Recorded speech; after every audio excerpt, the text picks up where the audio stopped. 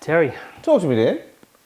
Oh, you're looking pretty serious over there. This isn't a Talk to Me Dan segment, unfortunately. Now, look, I didn't tell you this because I didn't want a reaction but I've got an announcement. I've had enough. I'm retiring from the Cronulla Sharks. I can't do it anymore. It's like that, a relationship, you just have to leave.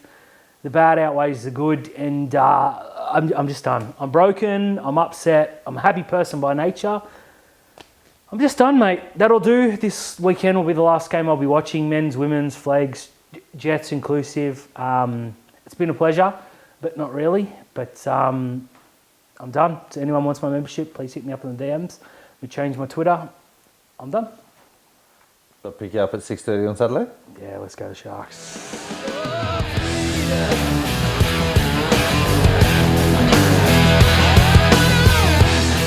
Hey all, welcome back to another episode of Rugby League Outlaws, brought to you by our good friends at Top Sport. Dan, there's always another day. There is always another day. Unfortunately, yes. But before we get to that, what's with the shirt?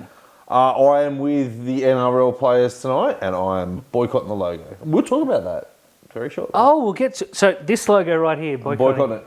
I'm boycotting it. That's cool. Now, I didn't think to have any tape, but... look, honest, very serious note, just want to give a quick shout out to a good mate of the podcast, Corey, mate. All the best. Yeah, all the best, Corey. Now, Dan, look, a different weekend of rugby league. Some of the games were really enjoyable. It was good. Our game just ruined it. I mean, if you're a Penrith fan, he had a great weekend. But the weekend started off with a little bit of controversy. Now, the Storm had their 25-year history. They did the Old Boys Day, and they paraded their titles. Now, so they had their 6 titles on show for everyone. Now, I can see this is burning you. A little bit. I'm going to let you finish, and then I'm going to tee off. Do you want my rugby league opinion, or do you want my honest opinion? Let's go with my rugby league opinion. Rugby league opinion, I'll handle the honest opinion. Yeah, no, I'll give you both. My rugby league opinion says they probably shouldn't have done that. Right? My honest opinion is I don't give a That's fair. Look, completely fair. And it looks like the Storm officials, fans, and players have adopted the same thing. Which, okay, doesn't hurt me in any way, shape or form. Except the fact that 2 NRL seasons were run, 2 pre-seasons were run by players, officials, fans. ACLs were torn, shoulders were separated. We had multiple injuries, including season-ending injuries in those seasons. All for nothing, because a certain team systematically cheated the salary cap for many years. And I'm not talking, we paid Aidan Tolman $300 instead of $280. Whoopsies, we'll cop the fine. I'm talking boats. Second set of books to pay players. And this isn't like something I've just pulled out. This has actually happened. You look now and you think, how can this happen? It did for 2 seasons. It ruined Parramatta. It was longer than 2 seasons, by the way. Well, two titles. 2 titles, yeah. So, look, Parramatta should have won the title technically, but we don't know what would have happened if Melbourne didn't play. Cronulla were knocked out by a team that cheated. Now, Manly would have flogged us. Manly 2007 as well. Exactly. So, multiple teams missed out. We had players literally sacrificing their seasons for nothing. And you've got these blokes that come out and go, I don't really see what happened here. How many hundreds of thousands of dollars did fans spend on a season that doesn't matter because, once again, one team thought, we're above the rules, and it's okay because technically we won them. Okay, Terry, I'm going to go to an under-8s girls karate contest. I'm going to kick 7 shades of shit out of every single person there and then win the title, and then they're going to test my piss and go, that's a dude. I think he might even be in his 30s. And I'll go, yeah, but I won. And all the girls can cry, and you know what? I'm going to say, I don't give a That's what the Storm did. Do you know what I think the worst part about this, right, is that the game was actually against Parramatta, one of the teams. Yeah, as if to say, and they've got the title and they've gone, we cheated and we get to keep this. So no, it's not funny. Screw the Storm. Screw the Storm's fans.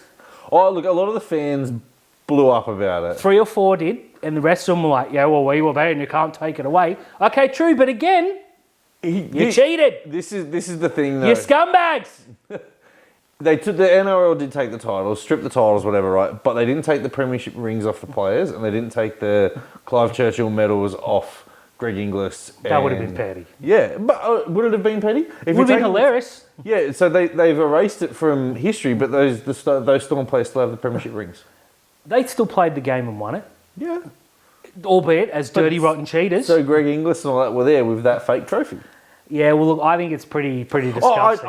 Look, it really didn't bother me as much as it bothers you because, as you know, I'm all for a little bit of shithousery. It's excellent shithousery, but it's disgusting in terms... Can you imagine if you're Parramatta, which sucks in the first place, and you're watching that... No, I could never imagine that. And you're watching that in the pre-game, and the Storm are like... You got Greg Inglis there, who rode in on his third boat off the books, comes in and goes, ha ha ha, we won this title. Remember when we cheated and you lost? Terrible, terrible stuff. And the NRL allowed it. Should have stepped in and said, you lot out of the competition. Adam O'Brien wants an extension at Newcastle. Now, before we go into this, I have to say that there's... I feel sorry for Adam O'Brien, right? His team just went down to Canberra and belted them, as called by me on this couch last week. Yep. And they beat Canberra. Who's the coach that should be under pressure? Well... You'd think it's Ricky Stewart, right? Ricky Stewart's mate, the media have now come out and said, oh, Adam O'Brien's under pressure. They're meeting with Justin Holbrook. They're meeting with these coaches. No, they're not. Adam O'Brien is doing a pretty good job at Newcastle, resources aside. I think he's doing a good job there. And if I'm the Knights, is Justin Holbrook better than him? He's not, to answer that quickly. Yeah. Now, the reason I have a little bit of an issue is Newcastle have been pretty terrible for the better part of 2.5 seasons now. Okay, they had that one good year, but they bounced in the finals, which we've been told renders that entire season useless. Yeah. They've had a good run of 3 or 4 games, and his management have gone, we want a contract extension. And Newcastle have said, we're going to wait. Yeah. As they have every right to do, and they should do. Mm-hmm. Because let's not forget that this season started with him taking the best fullback they've got and saying, I'm going to put him at 5'8". Him having both Dom Young and Greg Marju and him saying, neither of those two are our starting wingers. Who are the 3 best players for Newcastle? I'll give you a hint. It's the 3 people I mentioned across the back. This is a bloke who was lucked into a month of good results, albeit, congratulations, it's well done, beating Canberra. We've shown it's very, very difficult, especially in Canberra. And he's gone and said, I want another couple of years on the one that I've got next year already. Are you kidding me? The thing is that this is when contract extensions kick off, right? Because let's flip this script. If they were 4th at the moment, and I'm going to play devil's advocate here, right? Because I know there's a lot of conjecture and a lot of frustration with you tonight. If the Knights were 4th right now, and Newcastle went to Adam O'Brien and said, we want an extension, but Adam O'Brien said, hang on a minute, I'm going to cool my jets because another team might come for me in November 1. What's the difference, right? This is when you go and you test those waters. Am I going to get a contract extension, or do I really need to now start motivating my players to 1, keep my job, or 2, put myself in the shop window? Because come November 1, these teams down the bottom, they can go and get him, right? Now, someone's going to fall apart somewhere and a coach is going to get sacked. Brad Arthur is going to go from grand final to probably miss the finals, right? So he's going to be under pressure. Now, I know they've just re-signed him for a long period of time, but he's going to be under pressure. Des Hasler has only signed a 2-year deal with 2 or 3-year deal, 2-year deal with the Titans.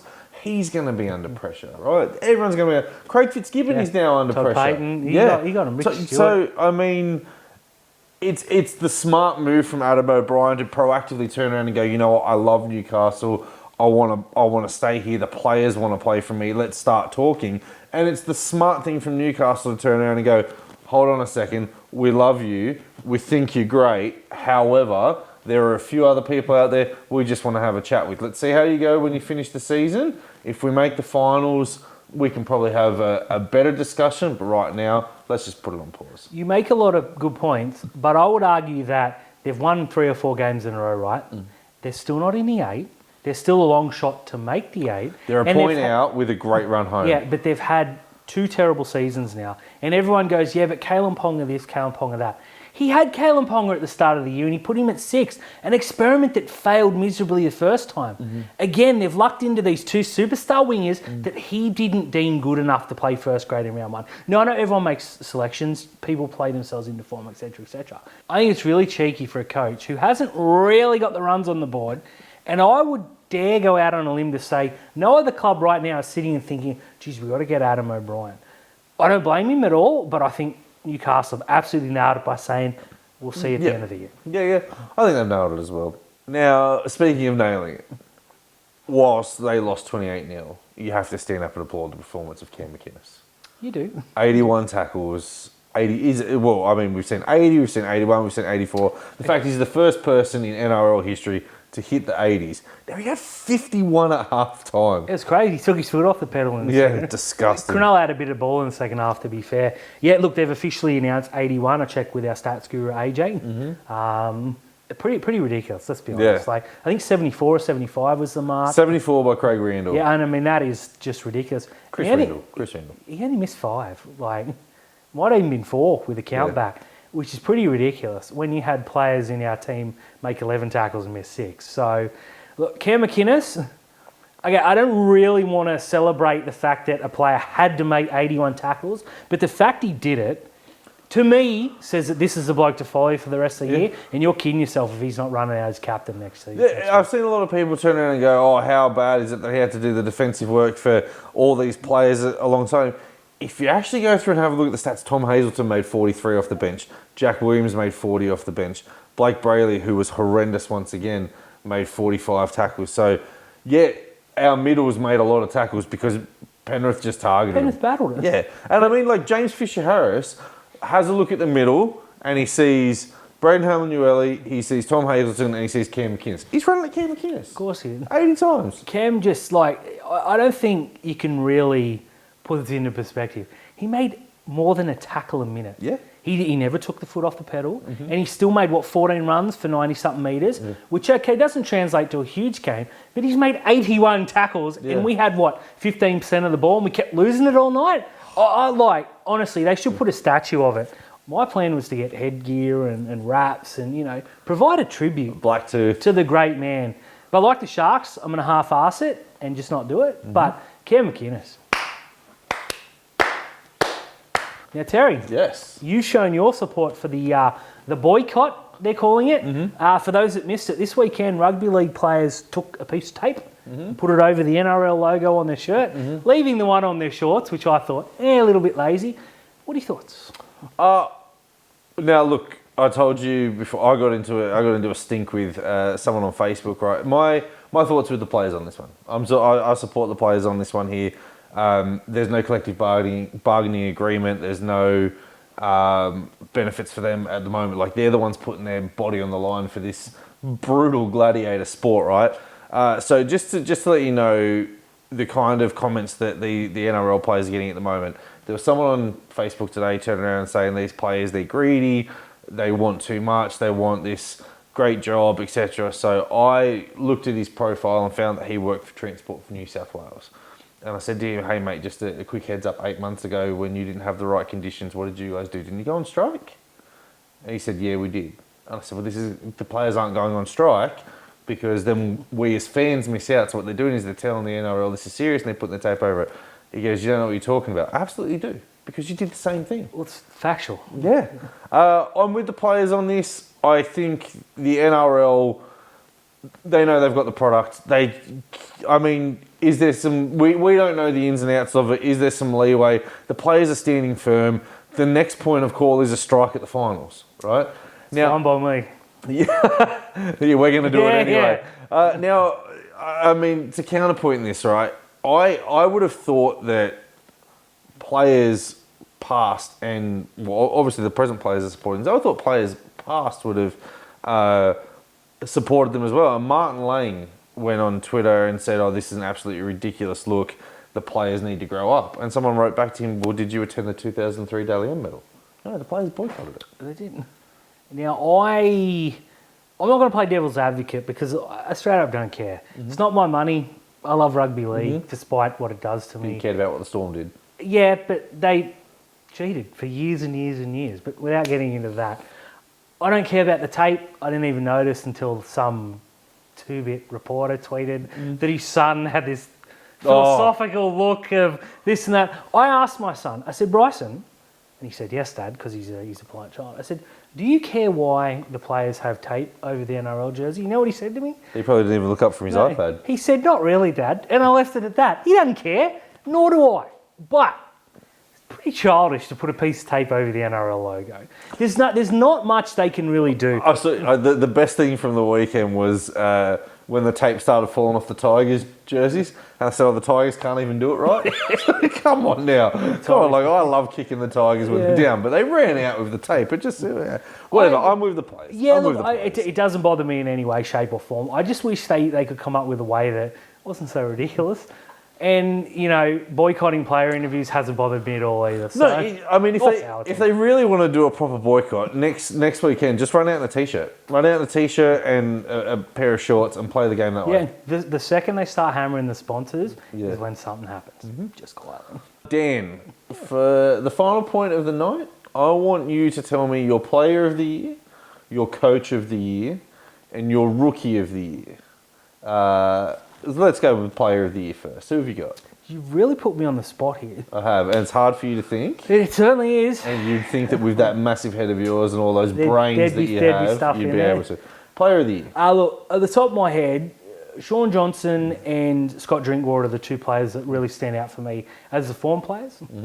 I don't think they'll win the Dally M. I think Sean Johnson will. I've done the sums.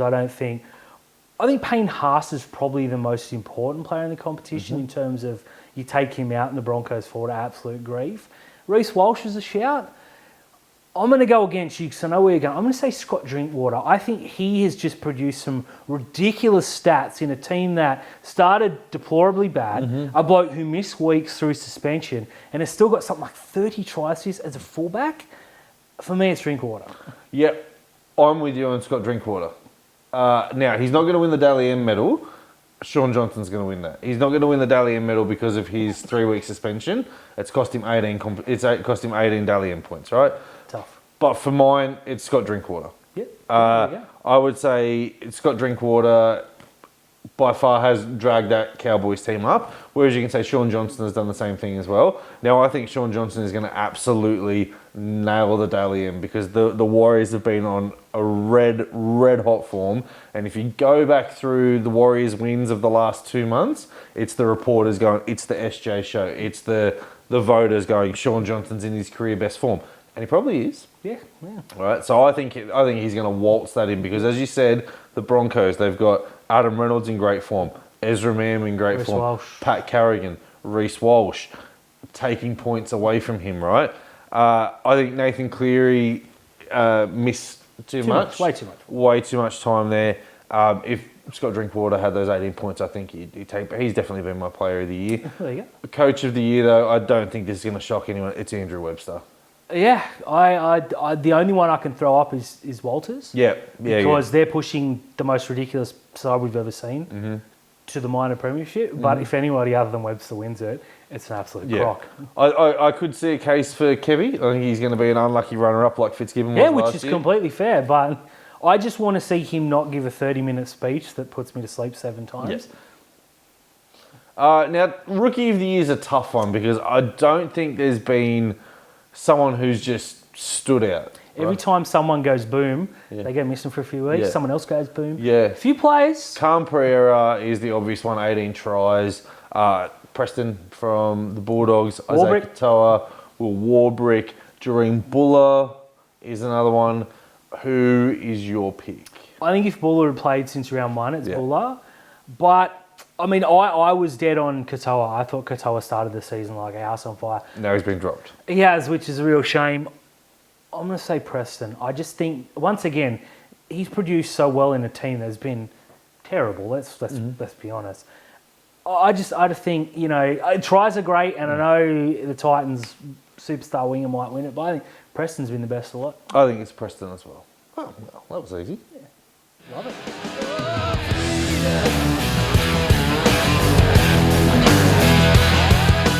Gary. Talk to me, Dan. We have to talk about the Sharks. Across 4 grades, this week we scored 26 combined points. And we bottled a 20-10 20 lead. of them came in Jersey Flegg.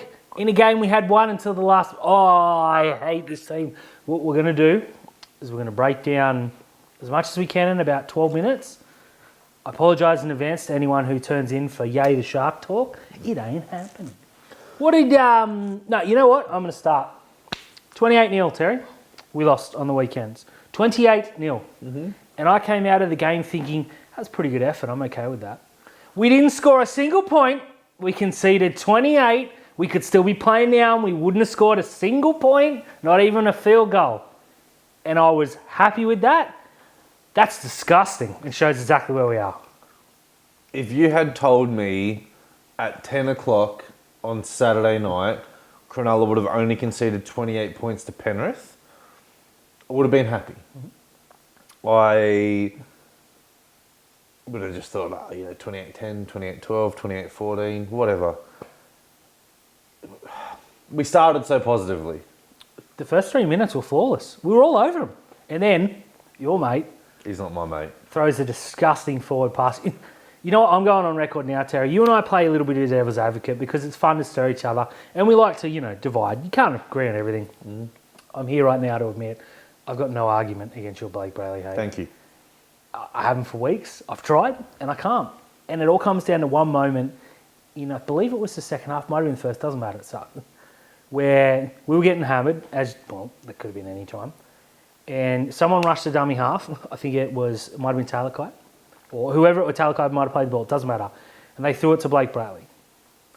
And instead of taking a hit up, which would have been his fourth of the night, because he only made 3 runs in 80 minutes, which is just deplorably disgusting, he turns around, looks, and throws it to Jesse Raymond, who's on his haunches after fielding the ball a minute earlier.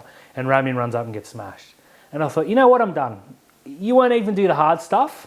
People going, he made so-and-so tackles. Everyone in rugby league tackles. You don't pay players to tackle. When's the last time a guy won a Dalian for tackling? It just doesn't happen. He turns and throws the ball and goes, here, you do it. That, for me, done. I would not only sack him, I would say to the Dragons, you want Brayley?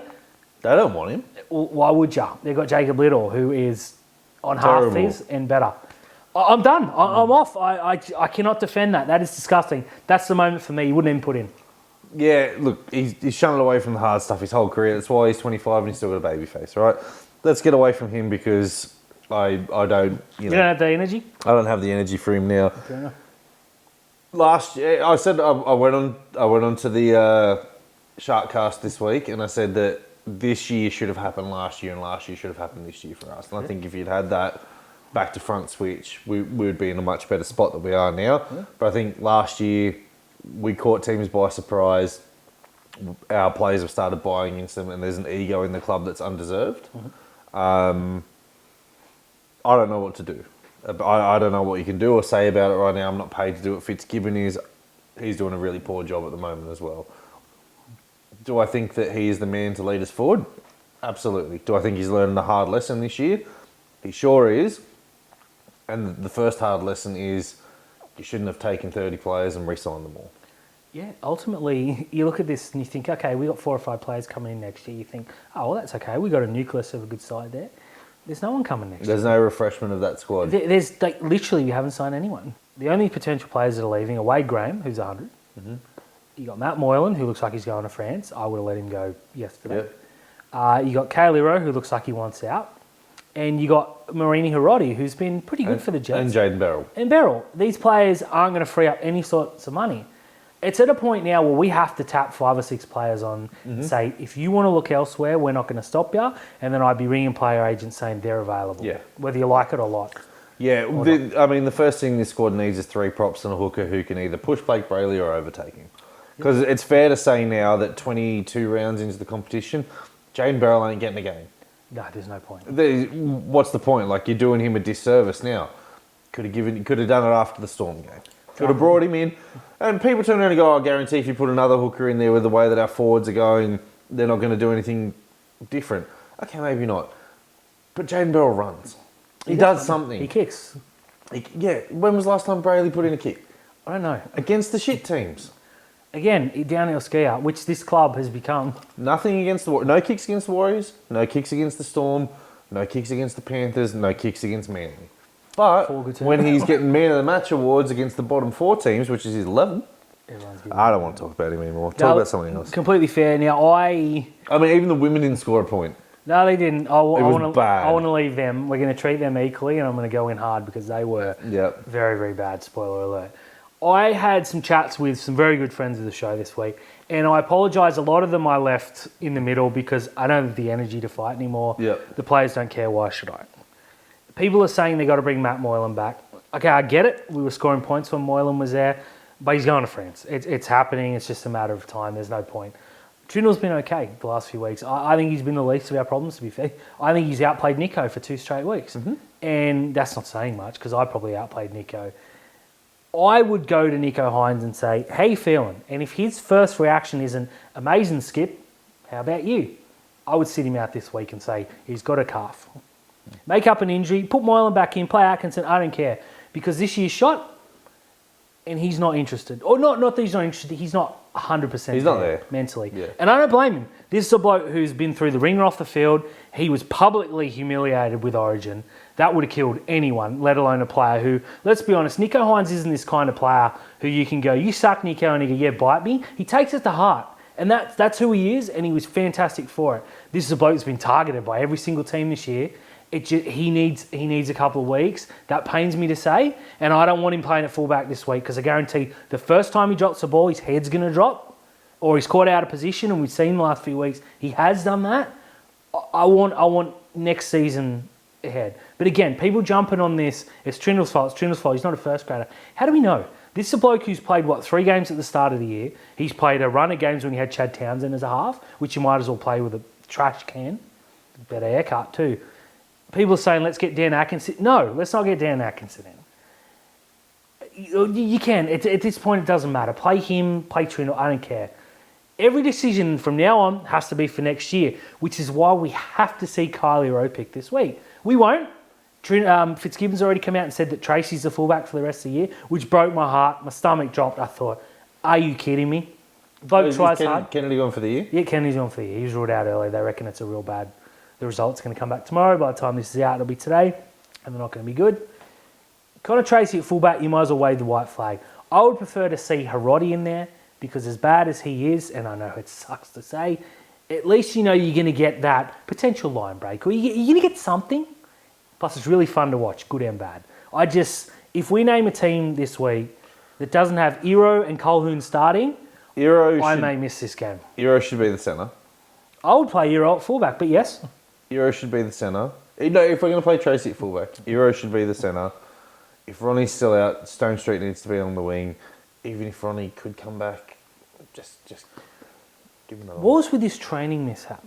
I don't know what the training mishap was. Why did they say mishap rather than he was hurt? Why put that out there? That's dumb, unless they're trying to send him a message. Yeah. My info is that they asked him to make his a tackle and he shit himself so hard that he injured his backside. We need to stop talking about these guys now. I hate them, but the Jets the Jets were no, I mean, that Jets team is depleted. It doesn't matter. It's a new town. Yeah. Oh, just quietly too, I've seen people say, hey, let's go get, what's-his-face from the Knights to play fullback again for us. Lachlan Miller? Yeah, why? Dan Atkinson. Yeah, you got Dan Atkinson there. But it was okay, Terry. The girls were going to save the weekend. All weekend I thought, the girls are on. Well, the flag team were up 20-10. Yeah, and what happened? Got run down. They did. But the girls were going to save us. Unbackable favourites. On the back of a huge win last week. We started really well. Our forwards were just pounding them up the middle. And then they were so bad. Drop ball, penalty. We only conceded 2 tries and we were down to 12. So all the comments are, this is great. They tried really hard. Do they hand out premierships for trying hard? No, they don't. I don't know they hand out premierships for winning games. You can't... Okay, that Tigers team, they were good today. They were like $4 favourites to win the Wooden Spoon. And I thought that was a little bit harsh, but the facts are the facts. 7 of them never played NRLW until last week, and they're leading the comp at the moment. Now, you're 2 weeks in and you know you're rusty. It's a 9-week competition. You don't get a month and a half grace period in this. You've got to hit the ground running. Now, I overreacted a little bit. I said on Twitter, I said, why is Tonegata not running the ball? She touched the ball 3 times in the first half. Yeah, hurt herself. She turned to chase and didn't get anywhere near a play. And all I heard was how fast she was. Turns out she had a rather serious calf injury and is looking at a month on There was a break in the second half where the centre just sort of ran around our halfback, and our halfback just stopped. Yeah. Just stopped. As if to say, oh my God, I've just let go of a try, right? Now, if the Tigers player had looked to the right, number 15 was in under the post. Unfortunately, they got tackled. Yeah. She misread it, which was good. But that was game over. Yeah. Look, Jada Highlight missed the game, and boy, we missed her. Andy Robinson tried hard, but to get thrown in at fullback with 24-hour notice is very difficult. So I'm not going in. They were okay, and they defended for their life. Yeah. I thought they tackled their backsides off, but I maintain that if the game was still going now, we're still held to 0. Oh yeah. And Taylor Townsend, Luck with the boys. exactly right. Taylor Townsend had a kick. Now we did have the wind behind us, where she kicked it halfway to Parramatta. Right? Okay, it happens. Everyone has a missed kick. In the very next set, went 60 metres. She had the ball. She had about a minute and a half because they'd stopped, and she kicked the ball almost as far. And I was like, this just ain't my weekend, Terry. Being a Sharks is a full-time job that I didn't apply for and I'm stuck in. Maybe I should retire.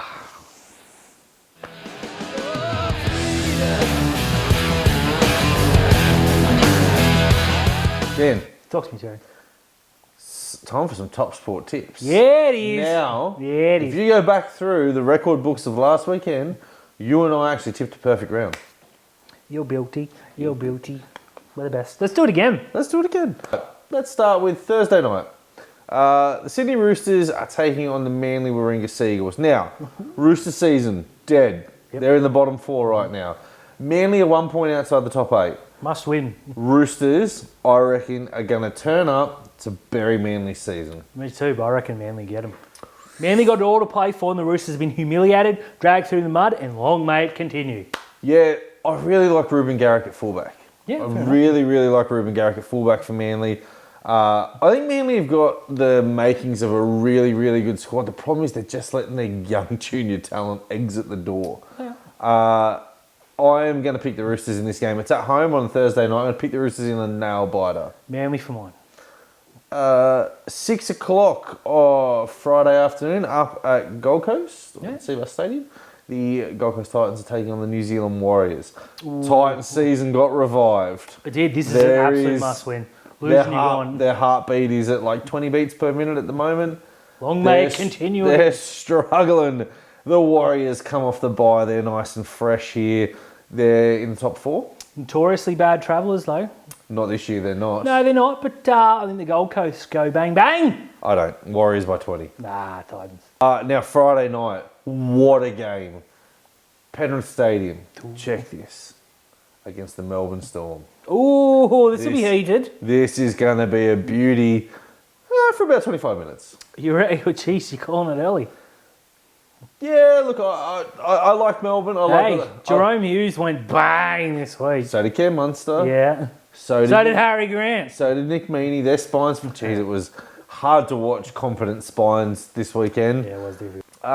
Look, I can't see anyone beating Penrith. No one's beating Penrith. Penrith are going to walk this competition. I think they win by 6 to 8 points. But if Cam Munster's on, this could be the game of the season. Jerome Hughes is on. Well, I'll say this: Jerome Hughes absolutely won me my game against Paul in the draft. Very important, yes. Well, him and the Rabbitohs players, and the fact that I looped Kurt Capewell into the team, and I beat him by 500. You were very good. Yeah, I was very. Penrith. Yeah, I'm going Penrith. Now, Super Saturday. This has the making of the best Super Saturday of all time. Not because of the games, but for where the teams that feature in these games are on the ladder. The implication. That's the word I was looking for on the top 8. Thank you very much, Daniel. 3 o'clock up in Townsville. The 8th place North Queensland Cowboys take on the 2nd place Brisbane Broncos. Ooh. If the Broncos win this, the Cowboys can find themselves out of the 8 at the end of the round. And I think the Broncos are not only going to win, but they're going to win well. Yeah, I think Brisbane, if they lose this game, the minor premiership's done because Penrith have got such They've still got a bye. Yeah, I don't think it matters. I think Penrith go through undefeated. This game means everything to both teams, and I'm so keen. Final game of the Forest Cup. The Broncos have it in the bag, and I think they're going to walk this game. Yeah, They'll lap them. I think Brisbane win. I don't think it'll be that easy at home up north, but Brisbane for mine too. Yeah, Brisbane for mine. Now, 5:30 in Perth. Way over there. The Dolphins. Yep. Season's over. Go on. Up against the Knights. 1 point out of the top 8. Jeez. A win here will see the Newcastle Knights in the top 8 at the end of the round. Well, yeah. They are firing. Kalen Ponga is the form player of the competition at the moment. The Knights are winning this game, and they are winning it well. Yeah, the Dolphins are done. They're done their dash. Congratulations on a okay You've season. avoided the wooden spoon. Yeah, it's Newcastle's time now, baby. I'm here for it. Yeah. I quite enjoy this Newcastle team. I do fans as well. They made the right decision bringing Tyson Gamble into the team. Now, Tyson Gamble is nothing special, but if you watch that game against the Raiders, he was everywhere defensively. He's a pest. Yeah, he takes runs. His kicky game is not all that good, but Doesn't he matter. puts in a kick when he needs to. He's the perfect foil for Jackson Hastings, and he knows how to get the ball to Kalen Ponga. I'm going to pick the Knights. I'm going to pick the Knights really, really convincingly. Yeah, 13 plus. 7:30, way out west. Wow. The Rabbitohs and the Sharks. Loser's gone for mine. Loser of this game is not making the top 8. I mean, if the other results go away, if the Cowboys lose and the Knights lose and Cronulla lose, they will still be in the 8 at the end of this game. I would argue, though, that Cronulla can't get there without this win. And I would argue that if you lose to Cronulla at this point, you're not making the 8. This game is season Cronulla defining. can still get there even if they drop this. Season defining. It is season defining. It's attitude defining as well for Cronulla. Down on troops, the Rabbitohs are starting to get their troops back. Yeah, they're all coming back. What a... Yeah. Loser stays in Perth and becomes the Perth Sharks or Rabbits. Yeah, I like it. Let's sign the contract. I'm picking the Rabbits. Yeah, bunnies for me. Sunday afternoon. Parramatta Eels So super. taking on the Dragons. Look, we penciled this one for the Eels to win. I think this is going to be the only win they have in their run-in on the way home. Yeah, completely fair. And then they have a bye as well, which is why I think it's going to be hard for them to leapfrog anyone at the moment. I'll beat the Dragons. They'll beat the Dragons, yeah, and then they're going to have a big fall from grace here. I'm tipping the Eels. Yeah. They get Dylan Brown back. Cool. This is the last week of not having RCG either, but they've left their run a bit too late here. Way too late, but they'll handle the Dragons. Yeah, they'll handle the Dragons. And Sunday afternoon, the Canberra Raiders down in Canberra looking to bounce back against the West Tigers. The Tigers are done. The wooden spoon is theirs. Thank you for coming. I am tipping the Raiders. No, you're not. I am tipping the Raiders. Put the ding underneath. He tipping the I Tigers. am tipping the Tigers. God. 3 wins they've had this year. Look, I'm tipping the Raiders and I don't even feel good about it.